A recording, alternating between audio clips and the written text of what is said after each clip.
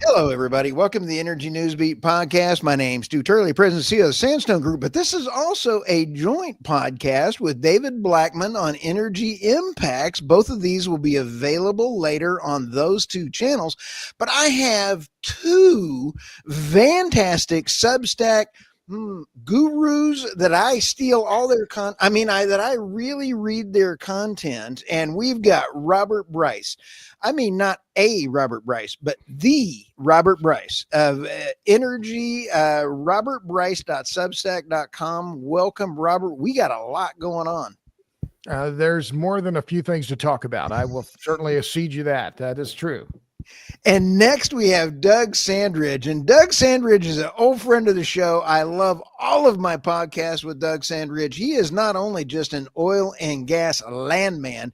In fact, I think who was it that show Landman was modeled after him? But not only that, we've also got a Substack. He's got his own Substack, but he is also a nuclear energy advocate, and he founded the Oil and Gas Executives for Nuclear, and was even at Germany trying to keep Germany's nuclear reactors open. And you're somewhere traveling the world, Doug. How are you today? I'm wonderful. I'm in Stockholm, and I'm on my way to Finland and Estonia and Latvia and Lithuania this week. So I'm going to have a ball. Outstanding. So, I'm going to go ahead. I saw this. We had to get this group of Substack authors together and talk about this, because the executive orders that came around, we have our great Secretary of Energy, Chris Wright. I mean, he is absolutely the man, the right man at the right job for the right time. Good pun. But when we sit back and take a look, what were these? And I'm going to turn this over to Robert. Can you give us a good kind of what your feel is? And then we're going to go right on over to Doug Sandridge. Well, sure. I mean, a couple of top level things. One, these four executive orders are the most important endorsements of nuclear energy since Eisenhower's Atoms for Peace speech in 1953.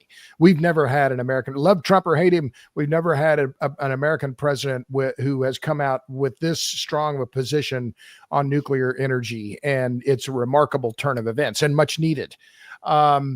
Second, none of this is going to be, reviving nuclear. The U.S. nuclear sector didn't die overnight, didn't die over the last week or the last month or the last year. It slowly withered over decades. So none of this is going to be cheap, quick, or easy. I think, one of the main numbers in the executive orders says that the goal is to quadruple U.S. nuclear capacity by 2050. I'll be happy if we double. I think quadrupling is pretty much out of the question. But then finally, I think this is, something that is going to take a concerted, long-term, bipartisan support from Congress and the White House to make this happen, because there are several challenges that are very obvious: supply chain, permitting, NRC, capital, regulatory issues at the state.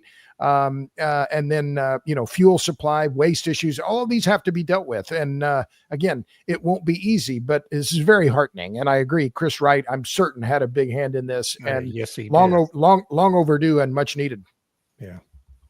Yeah. Anyone who's talked with Secretary Wright over the last few years knows he's a big booster. Even though he's in the oil and gas business, he's a big booster of nuclear energy for the future of the country as a low carbon solution. And he no doubt played a major role in designing these executive orders to do exactly what they're doing. Yeah. Doug, you were there in Germany, and this is going to be a huge impact. There's a couple of things we need to talk about today. Is you were there as an oil and gas executive, championing nuclear in Germany as they were talking about following the really dumb road of closing their nuclear reactors down. What are your thoughts on the executive? I have to agree. First of all, Robert, all of you guys have been doing great reporting on this subject, and it's moving so fast you can hardly keep up with it. And Robert is entirely correct that these executive orders President Trump is showing himself to be the greatest leader on nuclear energy since Eisenhower. That's absolutely true. And I really love what he's done. It's a message of great commitment, a great support. It sets a good tone. It acknowledges, how important nuclear energy is. It also acknowledges the importance of the federal role in this. But Robert is also completely correct that it's going to be, I hate, my friends are going to hate me for this, but the reality is that there is no way to quadruple our nuclear power capacity by 2050. And Robert did some great analysis the other day, which I know some people think, oh, well, Debbie Downer, doggone it. But the reality is it's even worse than Robert portrayed it, because, he said, well, we're going to have to build X many nuclear reactors for the next years, for the next 25 years.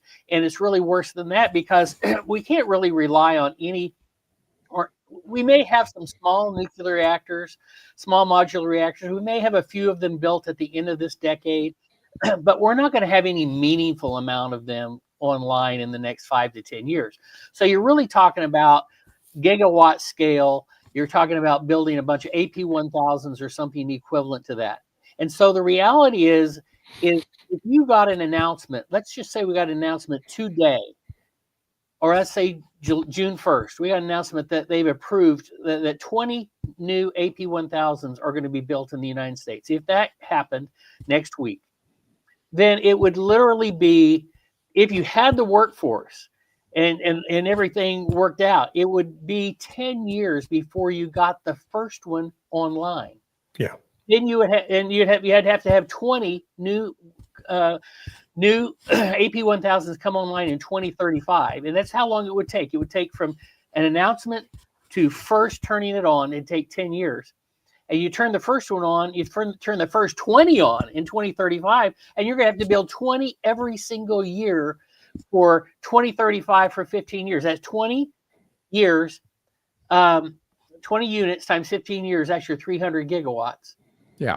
Let's just be real. That is not really attainable. I mean, it's aspirational, but Robert's absolutely right. If anything, he understated how impossible it is to get to 400. Well, he's just such an eternal optimist. He doesn't ever want to be negative. Well, look, I mean, I'm with Doug, I think, and everyone that's in the nuclear space is applauding this, but we have to be very sober about where we are. And the numbers are the numbers. They're not my numbers. They're the numbers. And I see you scrolling through the piece I wrote the other day. I mean, one, the costs are still stratospheric, and we'll come back to that. But remember, France in the modern era has had, well, there is only one era for nuclear, right? That's the modern era. When they really were expanding their nuclear fleet, they were adding about 3 gigawatts a year. And Doug was right. The idea of building, if you do the simple math and say 300 gigawatts in 25 years, that's 12 gigawatts a year. Well, France was only able to add about 3 gigawatts a year, and they did it with a standardized design. All of the reactors were designed by Framatome. Now we have 50 companies vying to market small modular reactors around the world. So we have too many designs chasing too few slots, and there's going to have to be some winnowing down and standardization of these designs to deploy them at scale. And it's going to have to be a standardization, not just on the design, the chemistry, light water or molten salt, or,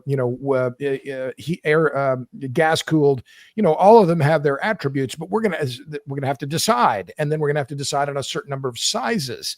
Maybe there's one that's 20 megawatts, one that's 5, and then 200 megawatts and AP1000s. That's 4 different designs. But, again, we're going to have to narrow this down both in chemistry and in output. And that's just one of the regulatory challenges the regulatory challenges that will have to be addressed. That's right. It's all very aspirational. And for context, in the piece I wrote for Forbes, I pointed out that going from 100 gigawatts to 400 gigawatts of nuclear power is like adding 3 grids the size of what we have in Texas in just 25 years. That's a lot. It's really, really big, and it's really aspirational. And I think, like Robert says, if we could double it in 25 years, that would be a hell of an accomplishment. Yeah. But of course, what the administration and I think Congress as well are trying to do, the Eisenhower comparison is great because it's kind of like when Eisenhower, tried to did set off a national project to build the interstate highway system. That really is what Secretary Wright and President Trump want to try to create here with nuclear energy. But it's just so much more complex and difficult today than it was 60 years ago, or I guess that's 70 years ago now. So yeah, it's you're not going to get to 400, but boy, if you could get to 200, it can make a hell of a difference. Yeah, I think Robert really framed it. I believe this was you who framed it the other day and said, what we've just seen here in these 4 executive orders is we've seen the politics of nuclear energy. But the politics is not the same as the policy. And we don't quite, as much as we love these 4 executive orders, as much as the intentions were good, that they are not, they don't provide what we really need in as far as policy. And I heard someone else, I'm not going to say who said this, but someone else over the weekend said these 4 executive orders are unspecific enough to be meaningless. Now, I don't want to say that that's my opinion, but I mean, it does kind of say there's a lot of talk, but there needs to be action and policy, congressional support to put teeth into these things, because just saying it doesn't make it happen. And so we set a good tone of what we want to do. We still need to do it. And when you think about, they basically said to the NRC, we need new rules, we need faster review of the designs and approval of the designs. But ultimately, the NRC is still going to be the one that decides the new rules. So I'm not sure quite how much we've done to accelerate it, other than to get us all focused on what we need to do. Well, there's a couple of elements of it that I think can have an accelerating impact. First is the use of the Defense Production Act, and that gives the president pretty extraordinary powers to bypass a lot of these regulatory holdups, as we saw during the COVID process. Now, what we sped up during COVID is anyone's opinion on how productive that ultimately was, but we did see an incredibly fast-paced approval of vaccinations, which are really therapeutic. Anyway, I don't want to get into that. And I agree with you, David. Yeah. I think that is one of the strongest pieces we have now, because if we can shift this to DOE and DOD and get it out of NRC, and we don't know yet whether that's going to happen. But most of my friends in the nuclear industry believe that this Defense Department aspect of it is probably one of the most impactfully meaningful immediately, because they can change the rule. They can write the rules that are different from NRC and bypass a lot of that, especially with supply chain and contracts. That's correct. And that's the other element of it that can really have a very meaningful impact, because number one, those secretaries at DOE is another element of that, DOI is another element of it, and the Pentagon have extraordinary authorities to determine how their lands are used that are under their management. And then the second aspect of that is by siting these projects on federal lands, regardless of which department it is, you're able to bypass a lot of the standard holdups in permitting that hold up energy projects today. You'll be able to bypass many of the endangered species and archaeological holdups that you experience, rights of way, landowner rights. Well, hell, you got one landowner. It's the federal government. If the feds want to do something, they do it. If they want to give you a right of way, you're going to have it. And so, and of course, the acreage you need to site a plant or whatever it is. So those two elements of it can really have an accelerating impact. And because the Pentagon has installations all over the country, it can be national. Whereas, with Department of Interior, it's mainly going to be in the Intermountain West. But still, it's that aspect of it, I think, can really be helpful. But all the other elements have to be in place, including, and maybe especially, how's this all financed, right? Where's the funding going to come from? And Congress tried to accelerate a little of that by expanding, in last week's bill that passed, expanding nuclear projects' access to the the investment tax credit, but that's just a small piece of what has to happen in that realm. And where's the workforce going to come from? Right. And the workforce is the other huge one, right? I mean, that's a big, big problem. If I could just follow up on David's point, because I think it's worth fleshing out. And it is specifically mentioned, one of the executive orders focuses on the Department of Defense. And I was just looking up Project Pele, which is a reactor project that is underway now. And in fact, they've broken ground at Idaho National Labs. And the DOD doesn't have to go to the NRC and say, Mother, may I? They can do what they want. And the DOD has plenty of nuclear fuel, and they have decades of expertise in dealing with nuclear power. And I just found there's something on the NRC website about Project Pele and also nuclear power in the DOD, and it has something here that I didn't know until I'm just looking at it. The U.S. Army nuclear power program ran from 1954 through 1977. 8 reactors were constructed, 5 were portable, each between 1 and 10 megawatts electric, of various designs and for various purposes. So, and it also says the first reactor to be connected to a grid in 1957 is an Army reactor, SM-1. So, the DOD has that capability. They have the land, they have expertise background, they have the budget, right? So I think that could be the area where we see the quickest response, because it's one lever that the federal government as a whole can pull, the executive can pull, without going to the other branches and actually without having to finance it. They can do it out of their own pocket. And so that, and the territory, the footprint for the project is secure, and it's good for the military, right? You don't need to rely on the regional grid. You have your own power plants, something they've been talking about for a long time. One of the things, sorry, Stu, go ahead. One of the things that this brings up is I've talked about it on a couple episodes again in the news, in my news channel and things, is activating the United States merchant marines, so that when we start our shipbuilding and we start also looking at export as a service of micro reactors, Robert, you nailed it. The U.S. has been doing this for a very long time, and we need to maintain control of those. But look at monetizing it with the U.S. Marines maintaining control of either A, those ships, or B, those sites. And I think once we integrate those into the U.S. Marine Merchant Marines or the U.S. Marine Corps, I love this as being able to expedite nuclear. And that's not being talked about anywhere, but it's always been in the background. Does that make sense? Oh, absolutely. I think that makes a lot of sense. And I think that, there's another part here that is worth considering, and it's about, and Trump says this in the executive order. I think it's exact for the language in the one that was finalized, but something like 87% of all the reactors that have been built in the last few years have been Russian or Chinese design. So, if you look at this from a global perspective, the U.S. has led the world in nuclear energy now for decades, and the Chinese and the Russians are sprinting ahead of us, and they're way ahead of us right now. And so it's not just national prestige. It's not just about export. It's about technology and about leadership and about, the Russians they're going and exporting their technology to a lot of countries, Turkey, other Pakistan, I think, Iran. Those are going to be client states of the Russians for decades. And again, this is something that is not accidental. It's been a decades long effort, and we're way, way, way behind.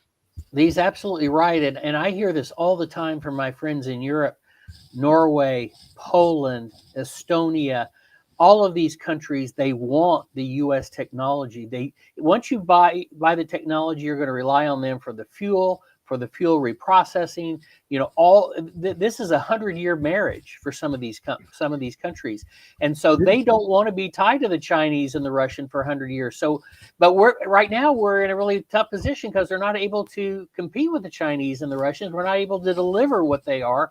So there's a hunger for it. We need to find a way to deliver. China just announced that they have 10 new nuclear reactors. It's going to bring their fleet up to, I believe, 58 or 70, somewhere in. I have to go look at my article. but they could get their nuclear reactors down to $2.7 billion per reactor. We are not there. We're at 30 billion, whatever the number is. I mean, it's unbelievable cost difference. You just nailed a huge problem. And didn't Poland just buy two, or was it a different country? But No, somebody just bought Poland two. has agreed to several different. They're going to build some small and some medium and some large reactors. And right now, all of their technology that they have, I believe that everything they've given to out for bid has all been American technology. They want the American technology. Now we've got to deliver. Yeah. U.S. It was three AP1000s in Poland, and Chris Wright went to Poland. Was it last month, right? It was, I think, 3 AP1000s. But I have the numbers here because I wrote a piece, well, in my article where I talked about on Substack, talked about the cost issue. The cost issues that were the cost numbers that were thrown out by TVA to build the first of a kind BWRX 300 at Clinch River. You work it out, it's $18 million a megawatt. $18 million a megawatt. That's cartoonish. It's unaffordable. Where you can build new gas for less than $2 million a megawatt. Vogel, I did the calculation, 16.7 million a megawatt. The AP1000s in Poland, they're projecting 13 million. At Ontario Power Generation in the Darlington, where they're planning to build 4 of the BWRX 300s, they're estimating about $12 million a megawatt.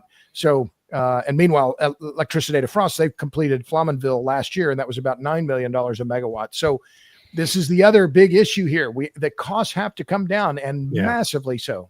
And how do you do that? You agree to a standard design, and that enables you to gain economies of scale, right? I mean, that's you can just one see of the main ways.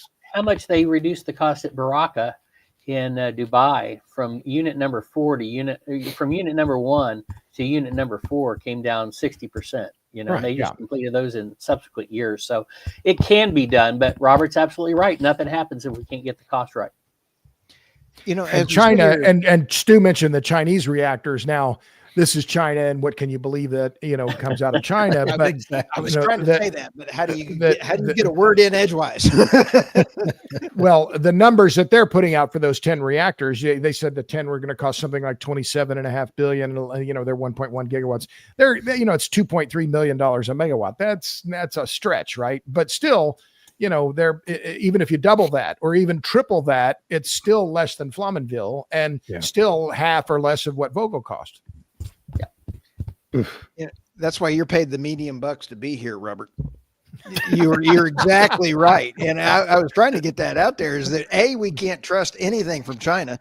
We can barely trust anything from our government. Yeah. But the fact that we can have our military operate small nuclear reactors and train high school kids.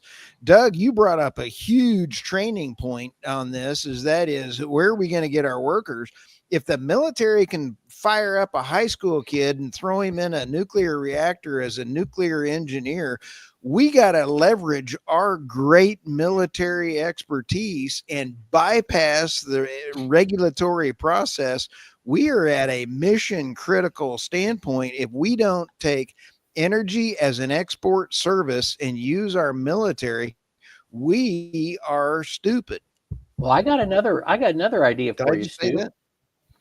Another idea. I had a phone call from a developer the other day, and this person said to me, we have all of the nuclear expertise that we need to develop this project. We have the financing, we have the accounting, we have everything we need. And this person said, I don't know where I'm going to get the workforce.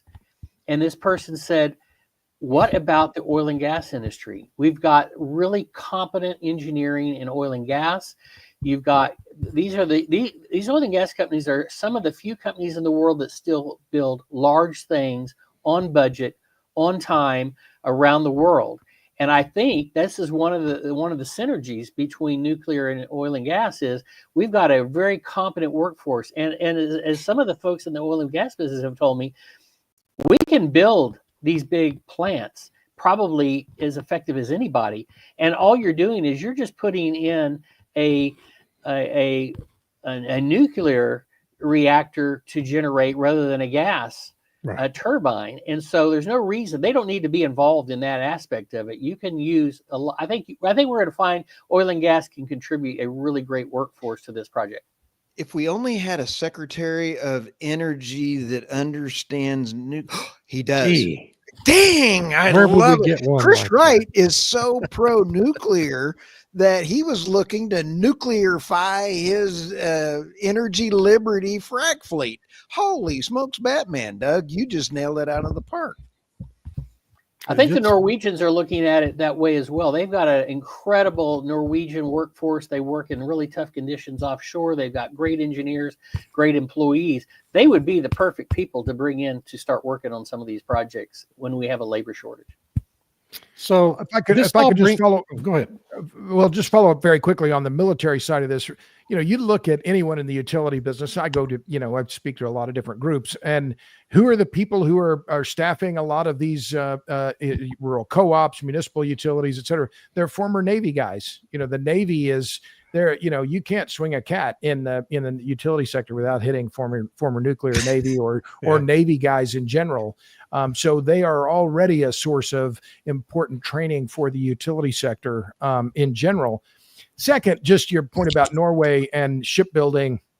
One of the areas that, we have a nuclear Navy, and the Russians are way ahead of us on this in deploying nuclear power ships. They've deployed one in Pevek in Siberia. They've taken their nuclear reactor technology, just slapped it on a barge, and then you have a power ship that you can tie up at the dock and provide power on shore. Well, this is something I've seen myself. I saw it in Beirut, where in the Lebanese were leasing Turkish power ships running on fuel oil. Extraordinarily dirty process, and a lot of air pollution on those in the coastal areas where they were docked in Gia and around there on the Lebanese coast. But this is an area where there is enormous opportunity, market opportunity, and the one of the companies that's pursuing it, the name will come to me in just a minute, but the nuclear power ship idea is one that's very has a lot of potential, because so much of the world's population, particularly in the developing world, is in coastal areas. Yeah. The discussion about Chris Wright understanding energy and being from natural gas and oil industry brings up another point that I haven't written about that, but I feel like this project, especially as it deals with putting these projects on federal lands, needs to be expanded a bit to include natural gas power plants, because you see so many of these AI developers planning a two-step approach to power their data centers. First, with natural gas, because it's already available, or you can build it in just a few years, get it permitted and built in the short term. And then with a longer term view to having nuclear either mixed in with the natural gas or replacing the natural gas 15, 20 years down the road when it's actually feasible to do that. So I just feel like we're kind of missing a first step in all of this in the administration, not also, having plans to use those federal lands to house natural gas power plants, because, we're having a hard time in many jurisdictions getting any kind of baseload power built, right? And so to the extent you can leverage those federal lands to do that in the near term, seems like it would be a beneficial boost to what's already in those orders. Yeah, well, you can sure take a look at the natural gas power grid and the natural gas power lines, all those that are approved and all those that are underway. And when I take a look at the national grid as whether or not it's going to meet demand, there are very few spots in the United States that I would build a data center, and B, that I think have a long-term growth. And those are Louisiana, Pennsylvania, and New York. And I'm like, where's the rest of the United States following along on this? They ain't there. It's a problem. And not for nothing, talking about the engineering expertise, ExxonMobil is getting into the natural gas power plant business, right? Nice. So, Mr. Wright, if you're watching, you might want to give the folks at Exxon a call. Talk about that. Well, Chevron's doing the same, right? They both announced major gas to power initiatives The question, to follow on Doug's point about the labor, the other is going to be the cost issue. And it's not just on, the cost of labor. It's going to be on transformers, breakers, switchgear, all of the electrical kit, all of the grid related equipment. All those costs are going up dramatically, and so are the wait times for a lot of delivery of these commodities, and they are commodities. But high powered transformers in particular, we're not building many of them here in the U.S. We have to import them. So all of this is of a piece, and it all has to be addressed at once. And that's why I've said before, I'll say it one more time: nothing about this will be quick, cheap, or easy. Quick, cheap, or easy. That's a T-shirt waiting to happen. Holy smokes! No, all the quick, cheap, and easy is in solar and wind, right? That's what they tell us. Yeah, right. Yeah, the lowest cost, levelized cost of energy. Right. Yeah, that's right. Germany has always been a poster child of the left Green New Deal and net zero. And now that we've seen deindustrialization take hold in Germany, they're the poster child of what not to do. And Doug, are we seeing them get ready to fire their nuclear reactors back up? I don't know. They had a conference here last week. Well, let's back up. In January, Radiant Energy Group came out with a really great report that talked about what could be done to restart German nuclear. And they're trying to tee it up in case they got a new government this spring, which they did. And the report said that there was, I think it was 8 plants that could be brought online in the next 6 years, be brought back online in the next 6 years. And each of these plants is in some various level of decommissioning. Radiant did a really good job of reaching out and identifying local people on the ground who are personally working in these plants and familiar with the circumstances. Nice. And they were able to determine plant by plant what needed to be done. I believe they had 1 plant that could be reopened this year, and maybe another 2 plants that could be open in the next 2 to 3 years, right. And then a total of 6 or 8 plants by the end of the decade. So I think they could. And then the new government came in, and the new government is pro-nuclear. The problem is they don't have a majority. They have to form a coalition over here with somebody else before they can do anything. But anyway, a Radiant Energy Group and some other organizations participated in a forum in Berlin on Thursday. And I've heard that it was just well received, well attended. Everybody's raving about it. I was unable to make it to the conference. I still am waiting to see, again, like everything else, if talk translates into action. But there seems to be a really strong movement in Germany right now to try and at least bring back some of these recently decommissioned plants. So that's kind of the update. At least they bought a large chunk of uranium from Russia last year. You got that going for them. It's a little signaling that maybe somebody's thinking about it. I don't know. I'm not going to predict it's going to happen. The politics over here are just crazy. But yeah. I think that there's a big push, and I think there is a chance that Germany could reopen some of those closed plants. Very cool. So that actually brings us to the next aspect of these 4 orders, and that is the incentivizing the acceleration of uranium mining in the United States to try to reshore the supply chains for actual uranium, so much of which we now get from freaking Russia for no good reason at all, other than, I wonder how much of the stuff we're still buying was sold to Russia from Hillary Clinton that we're buying back. I'm just asking. This is just a question. It is a valid question, but I'm not going there. No, neither am I. I just was asking. But anyway. Well, I think that point on mining is well taken, David. But it's also the enrichment and turning it into fuel. Right. And this is the part where the U.S. is, in fact, the latest data from the EIA, and I wrote about this was one of the reasons why the 5 reasons. My piece on Substack, 5 reasons why the U.S. won't quadruple nuclear capacity by 2050. We don't have a secure fuel supply chain. And we're now, remember, the Russians are the Russian fuel as of this summer. there'll be prohibitions on the importation without asking the grant of an exception from the federal government. And then by, I think it was 2027 or 2028, it will be forbidden to import Russian fuel.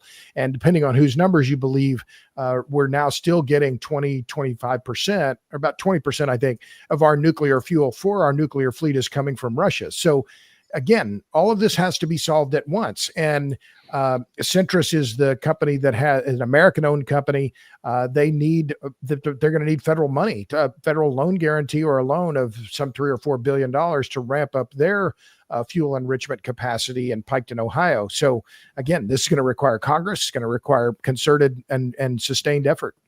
Maybe we could repurpose some of that money that went to Stacey Abrams in December for that purpose. Yeah, I'm less worried about the uranium than I am the processing of the uranium. I mean, there are a lot of places. We have a lot of uranium here. It's going to be hard to mine. It's hard to mine anything here in the U.S., but we can do it. And there are a lot of other friendly places like Canada and Australia and other places, Kazakhstan. We can get uranium. It's the processing. But another aspect of this is we need to gear up our reprocessing. Look at all the spent fuel that we have sitting all over the country, and there's several hundred years worth of fuel sitting there if we can just get our reprocessing facilities up and running. So to me, processing and reprocessing are the two big keys to that. I think the other piece of that puzzle, Doug, you just nailed it on that. And I when I get a conversation with Robert Bryce, Doug Sandridge, and David Blackmon, my head's spinning because I've got all these side conversations rolling that this is really important. You sit back and look at the spent fuel is waiting to be taken advantage of. You take a thorium reactor, you can take that spent fuel, and that's brand new fuel for a thorium reactor. If you did that in micro reactors and threw those out, you would never have to have any fuel problems whatsoever. Copenhagen Electronics or Copenhagen Atomics has already got that thing moving for the thorium reactors. Why can't we do that? And then the other piece of this puzzle is there is uranium mining using oil and gas drilling techniques. I interviewed a CEO on that, and that there is a way to get uranium out of drilling and not strip mining.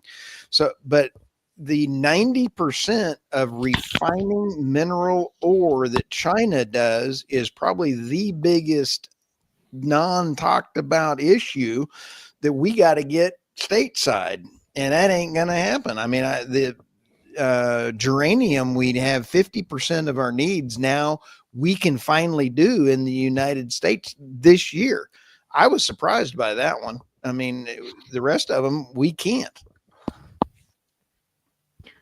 I'll just jump in one quick thought. The thorium reactor idea, I'm not opposed to it, but again, we're going to have to standardize. I mentioned the power ship company. That's Thorcon. My friend Robert Hargraves is one of the founders of that company. They're getting some traction with permitting in Indonesia, but again, they need $1 billion to build their first power ship. So, thorium. Again, I'm agnostic on what the chemistry should be, what the fuel, HALEU, TRISO, or regular light water. I'm just at the point like I'm Harry Truman. Show me. We need to build the damn things. And it's a combination of all of these challenges. And if I could put nuclear aside for a minute, because, like used to, I have a lot of thoughts in my head about things we could talk about here, but what is the reality in the near term for the U.S. power grid? It's going to be gas. It's going to be gas and more gas and more gas, because that is what can be built quickly and deployed fairly rapidly. And we have, I don't want to get too technical. I think this is an allowable on podcast, a shit ton of natural gas in the U.S. And so all of the AI projects that are being built, whether it's Stargate project in Abilene or others, they're going to be using gas because that's what's available. The recommissioning of 3 Mile Island, the recommissioning of Palisades, those projects, those nuclear plants, that's going to happen, but that's going to take years. And meanwhile, gas is going to be the story. One final thought. In March, Energy Transfer, the biggest pipeline company in the U.S., in their investor deck said they had inquiries from 70 data centers in 12 states. Their latest investor deck said they had 200 inquiries from data centers in 14 states. So Now, is that an indicator of hype and the fact that now we've reached peak hype on AI and data centers? Maybe, but nevertheless, I'm presenting in Louisville on Thursday. Yeah, went from 70 data centers in 12 states in March to 214 states in May. Holy smokes! Well, and That's then a incredible. corollary to that is transmission, because I had seen in the last 10 years, transmission, we've only built, you think about how much gas production has grown. Transmission has only grown 25% of the amount of the growth in volume. So we're trying to cram more volume, but we're not building the transportation, the pipelines at anywhere near the same scale as we're growing the volume. So transportation and pipelines is a big part of that problem. Sure. And Robert, then transmission just a on the real power quick grid question. too. Go ahead. Robert, Sorry. a real quick question. Are those 14 states Republican-led states or Democrat states? Because I have a theory that green energy policy states are not going to be getting data centers, and I'd kind of be curious to that. You talking about Colorado? New York, Yep. California. Well, Energy Transfer doesn't disclose where that they just have, it's a little box in their investor deck. So they're not disclosing what those states are, but I'm presenting in Louisville, I said, to the Public Energy Authority of Kentucky on Thursday. And of course, I'm going to be talking about gas because they're a joint action agency that's gas focused. But a lot of this data center activity it's going to be concentrated in a handful of states. It's going to be Virginia, of course, Texas second, Ohio, Arizona, Georgia, Oregon, and Indiana. And those are the numbers from Data Center Hawk. And so obviously Texas is going to be just right now they're projecting 15 gigawatts of new data center demand in Texas, 34 gigawatts in Virginia. But I don't necessarily believe that number. I don't think they have enough gas deliverability there. But Ohio, Arizona, these are the states where yes, electricity demand in the U.S. is going to grow, but it's going to be very specific about where that demand growth happens, and particularly when it comes to AI. To answer Stu's question, of all those states you named, only one has a Democratic governor, Arizona. And that was a fluke.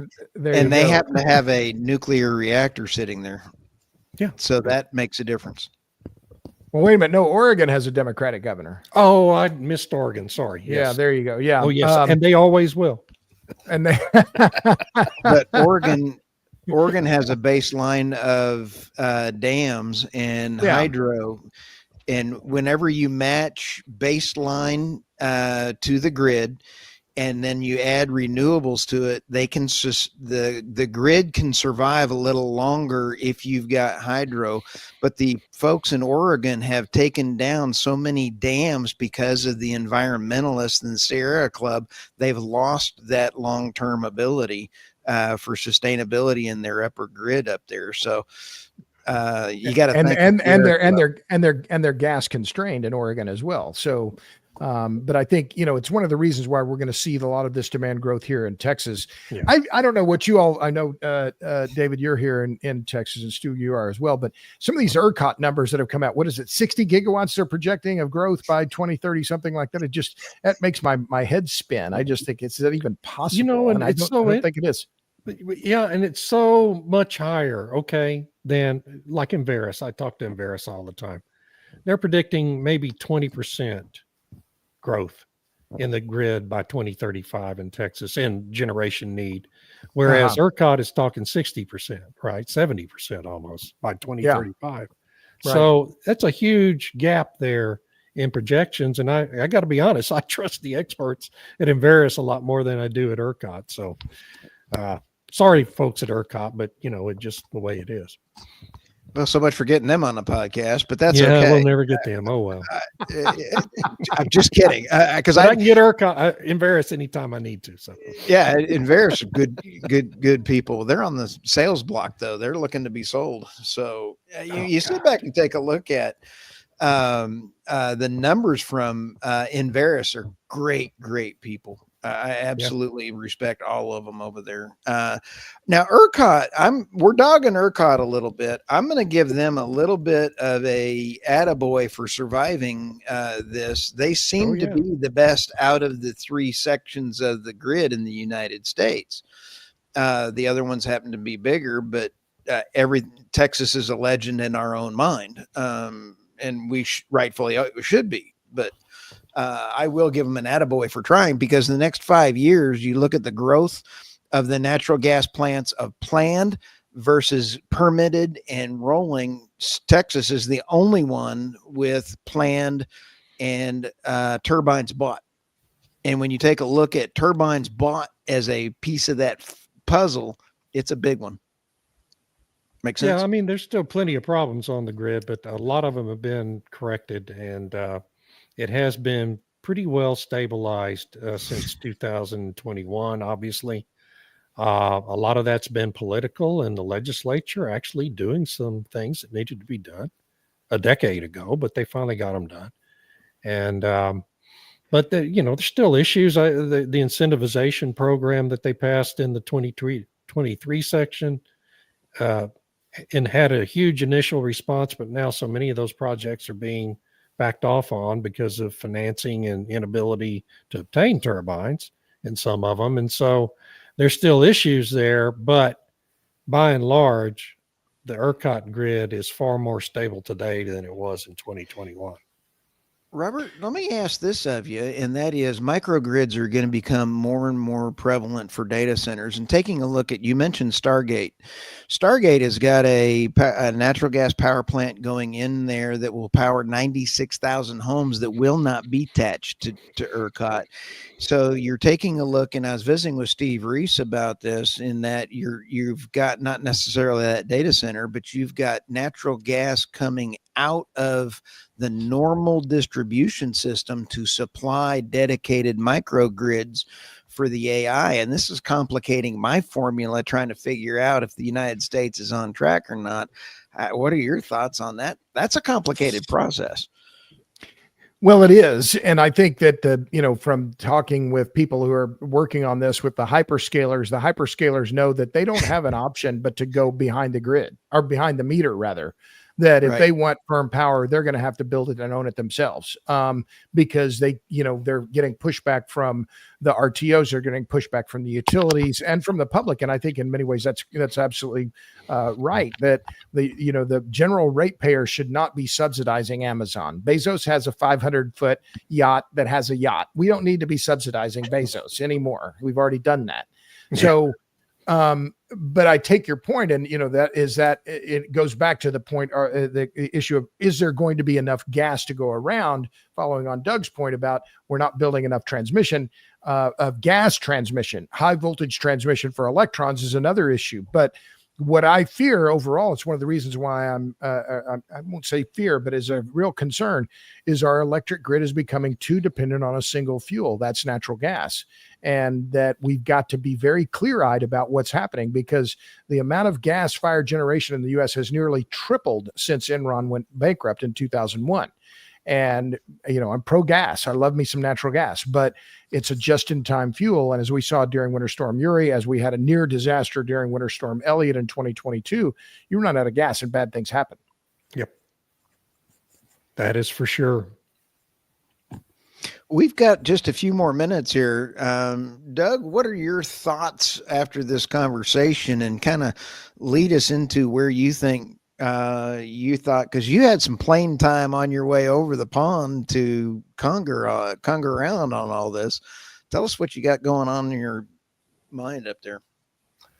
Well, I think I'm going to go back to my opening statement and Robert's opening statement. I love what Trump did with these executive orders. I think it sends a great signal to the country about how important nuclear energy is, how important energy is in general. And we have seen some really great things happen in the nuclear industry in the last 4 years. You've heard me use this analogy before. People say, I don't see anything happening. And I say, you got a duck sitting on a fast running river and he's sitting still. And what you don't realize is how fast his feet are paddling underneath to keep him still. And so I think that's where we are now. The nuclear industry is paddling really hard right now under the surface. And so there are a lot of things going on, but we haven't done anything yet. And so now we got to translate all this aspirational desire and all this hard work and all the advocacy that's been going on, everything that's been done to make the present a good political environment to do stuff. Now we have to start building. We should be build, baby, build, and that's what we got to get going. Cool. David, what do you got? Well, I agree with everything Doug just said. I think this is not the end of the game. It's the start of the game, these 4 orders. There's a lot more to do. And the best part of it is we can all feel good about the fact that we have people running our major departments in our federal government who actually understand all of this. It's not just Chris Wright. It's also Doug Burgum over at DOI, and it's the White House has people in the White House who understand all of this as well. Lee Zeldin. Lee Zeldin at EPA as well. And so we're in a really good spot here, and the potential for this administration to keep pushing this ball forward is stronger than really any other administration we've had in our lifetime as it relates to energy. So I just, it's a great way to start. I know there's many more steps that have to be taken here. And I think, and we can rest assured that the people leading the charge understand that. And I'll add just a quick point on that. And I'll add to what David and Doug have said, because I agree with their points. One of the critical issues here is going to be the future of the Loan Programs Office at the Department of Energy. And under Jigger Shaw, they did a lot of questionable deals. Shaw hasn't answered questions about it. I put questions to him. He refused to answer them unless I had him on a podcast. And I said, well, that's not going to happen.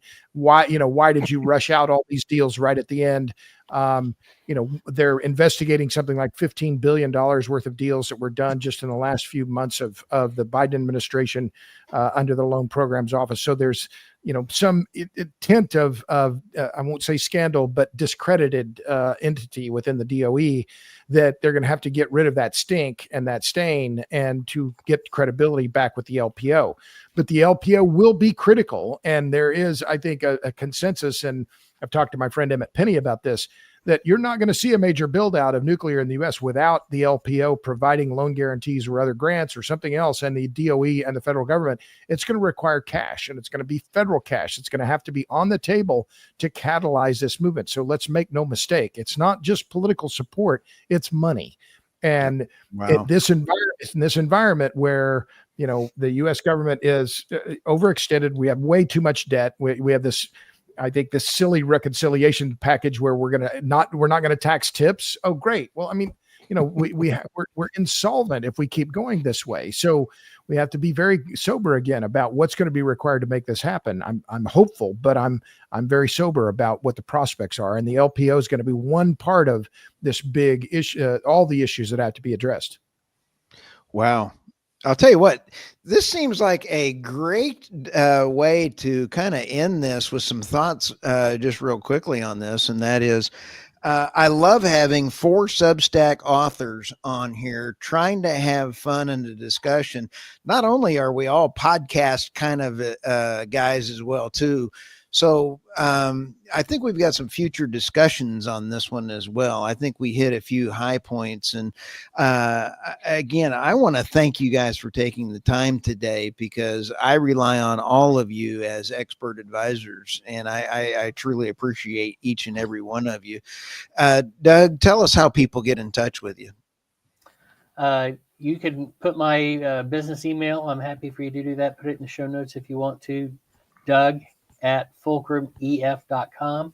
I'm also very active on LinkedIn, so reach out to me on LinkedIn. I do write Energy Ruminations Substack, so if you're looking for something entertaining, I write what feeds my heart. So I'll tell you, and it's a great Substack. I love your articles and your great work that you've done on a lot of things, and outstanding. And Robert, tell us about where to find you.